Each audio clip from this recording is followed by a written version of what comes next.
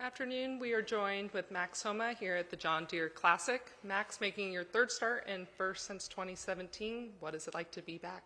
Yeah, it's nice. I've always really liked this golf course, so it feels weird that it's been this long, but happy to be back. Course is in amazing shape, so obviously great people here. So yeah, it's probably been too long, but glad to be here and looking forward to the week. Just got done with your Pro-Am. What have you seen changes of course, or what have you liked and remembered, brought up memories from years past?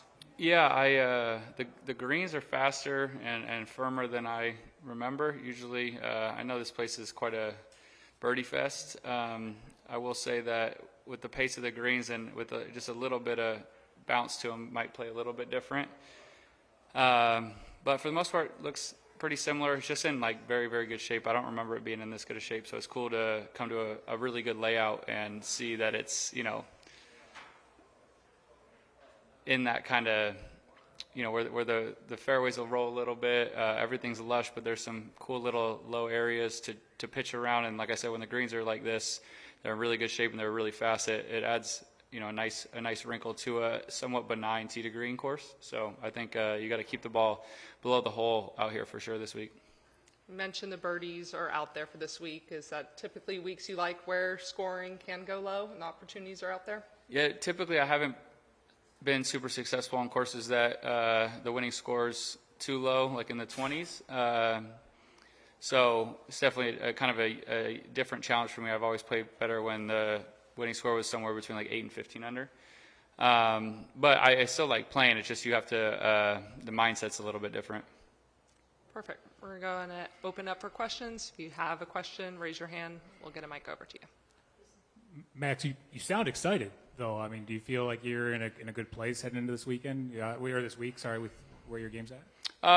Yeah, my game isn't particularly sharp. Obviously, I haven't played well this year and haven't played great lately either. So,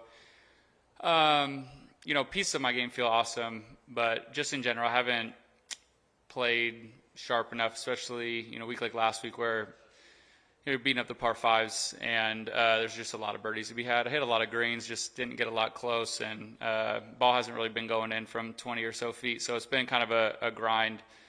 But, you never know. Hopefully, everybody out here is so good. You can get hot any 4 days, so hopefully this one's those 4 days.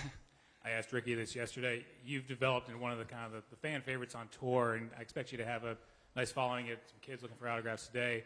Does that help you jumpstart you a little bit heading into tomorrow, knowing that there's going to be people out there supporting you? Yeah, it's just one of those things I've been super lucky with, especially with the kids. It always puts just things into perspective. I haven't had a very fun, year and a half. So, but when you get a bunch of kids coming up, excited to get, your name on their hat, like at least it makes you feel good inside. Even if you made a bogey, it's definitely something that kind of gives you a nice reality check. So, like I said, I've just been super lucky with the support I've had for a while now. So, and it's fun then to come to a place I haven't been in a while and get to meet a lot of those people and kind of feel that the love and support here. Craig, go ahead. Max, everybody out here struggles at some point other than maybe Tiger Woods and Scotty Scheffler. Do you look at the fickleness of the game as you go through this stretch, and does it help you kind of keep perspective and realize it can come as quick as it went? And I guess it's probably an important thing to keep in the back of your mind. But I don't think anybody out here is, you're not just sitting here saying, oh, well, it'll eventually click. Like you'll probably, have some kind of like panic meter of trying to get better. I guess the balance is trying to recognize progress, even if it's not as fast as you would want it to be. So kind of trying to look at little wins here and there, whether it's, a good driving week or good driving day. Good round, something like that, and then looking at that as progress instead of being so anal that you need to get back to winning and top 10ing every other week like you used to. So I think that's probably the tough balance, but I don't think anybody out here is struggling and thinking, well, it's a fickle game. I'll have it soon. It seems to go a lot faster than it comes back. Have you talked to Mike Kim about his that period of time where he just couldn't make a cut and and now all of a sudden he's showing up on leaderboards frequently and seems to have it back in order. No, I have not. Have you talked to anybody? I mean, is there? Do you guys chat about the states of your game and how it comes? You can put it back together. Yeah, I played 9 holes with Jason Day yesterday. We talked about a lot of things, but always he's a breath of fresh air out here. He's a wealth of knowledge. But Justin Thomas has been like the greatest friend you could ever ask for through all this. Colin Morikawa has helped too, but Justin and I talk all the time. On his off weeks, he'll check in on me, how it's going. He did it all last week, so I have the utmost respect for him. I owe him a ton, just given his time and the fact that he really cares. So that has been really helpful. Obviously, I'm lucky. I got an amazing wife, but it is nice to hear it from people who kind of have gone through. Well, not gone through it, but just that play the game, because it's hard to explain at times, why something feeling bad is so disruptive. And then obviously you get to listen to a 2-time major champion. He's won a ton of golf tournaments out here. It's very fortunate to have somebody like that to lean on. Hey, Max, with all the birdie opportunities out there on a course like this, how does that help you maybe find your game? I don't know. I've actually played better on the hard ones this year. I think because everybody's struggling, and my biggest struggle this season has just been the long clubs. I've still ironed it pretty well, especially the last, I'd say, like 2-3 months. It's been back to what I'm used to. So when it's really hard and a lot of people aren't making birdies, I can use the rest of my golf game to not get blown out, I guess, just lose by a lot but not run away. So when it's a course like this, it's a bit tricky. I need to find a way to manage the off the tee and the long stuff. Be a little probably more passive. There's like a hole like number 10 today. We potentially could have got there. It is a really small green, but like just looking at that's just probably going to be a 3-shot hole. Let's try to play to our strengths. The wedge game's been really good, so I probably have to almost tone it back to then to use what I've been good at, and hopefully that sparks something. The fairways aren't really tiny here. There's a couple tricky ones, but for the most part, I think you could probably scrape it around, and then, like I said, try to use the iron game. So yeah, maybe it can spark a little bit of something. But it's not something I really focus on a week like this. I'm just trying to get the ball in the hole. If it looks ugly, if it feels ugly, but I make a lot of birdies, I'll be good with that, and I'll have to go kind of back to work the next week. But the goal is just to score this week for sure. Tom? Max, how do you deal with a week like this? You say you come in not playing your best golf, but you come in here as one of the marquee names in the field. Does that dichotomy put extra pressure on you? Does it affect you at all? Do you even worry about being one of the marquee names, one of the drawing cards in this field? I wouldn't say I worry about it, but it has been a bummer to come to some cool places where you feel a lot of support and then not be there for 4 days. So I'd be lying if it probably doesn't affect you a little bit, but it's not something I'm not out there thinking I'm a marquee guy. You want to play well when you're playing in front of a lot of people. You would like to put on a great show. We are, entertainers by trade, so you want to go entertain. So it'd be nice to, do that and excel in front of people who come out and buy a ticket to watch you, hit a golf ball around. So it'd be nice if I could do that for them. But yeah, I'm not walking around there thinking, all these people are here for me. So it's not exactly like on the front of my front portion of my brain. Over on the left, Nick, then Doug. Speaking of some of the times that you've played well this year, you shot 64 on Friday at Quail Hollow. You were 12th at the Masters. When you look at those weeks and those days, how does the breakdown work of analyzing that and knowing what you did well, and how do you bring that into other weeks as you move forward this season? Yeah, it's tricky. Augusta, I played horrendous, but that golf course in some odd way, if you know it really well, which I feel like I kind of got last year when I played well, I was very disciplined in the leaves and just using the rest of my golf game to keep myself in it. But I hit it very poorly that week off the tee, so I just thought my way around the place really well. Quail Hollow having one great day was awesome, but that was I drove it well. So I don't know what I take from that exactly. But what I will say is I tended to come to places like this where the scores are really low and you almost get kind of lazy in your course management. And I think the one shining light of like the way my game is, coming to a place like this is hopefully I'll put a little bit more thought into leaves, and you don't need to be on every green and regulation.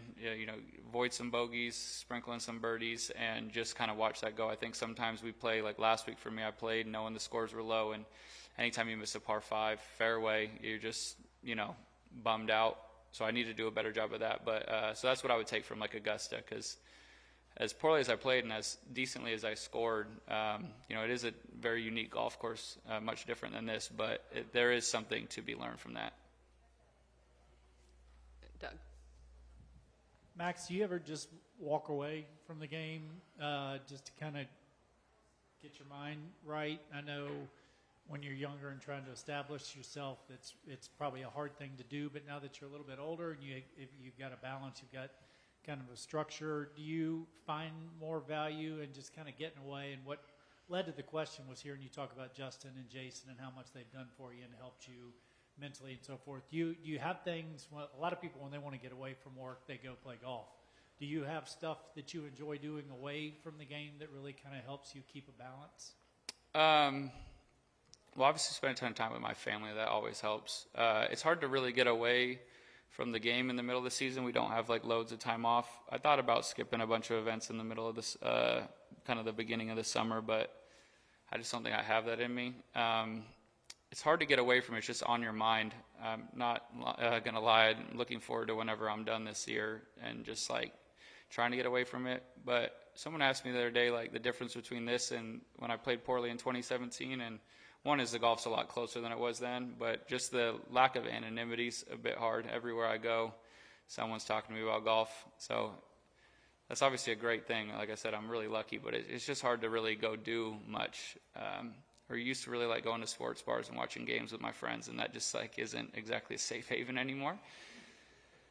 So no, it is hard. I don't think that's a good thing. I would like to. I've been looking up new hobbies, so hopefully when I get home next week, I'll start to get into something. So it's just it comes with the territory, but it doesn't deter from from the progression of golf. It just makes it a bit harder to feel refreshed, I think, has been the hardest part of this year. I haven't done a good job of it myself, so going to try to mix some things up at home and make, like I said, have some hobbies and do some things that are not golf that, bring me some joy, because, golf just like, you're just so tied into results, and once you kind of go down that path, it's hard to stop. So just it's not like tons of fun. So I want to find something that's fun that I feel like I can get better at.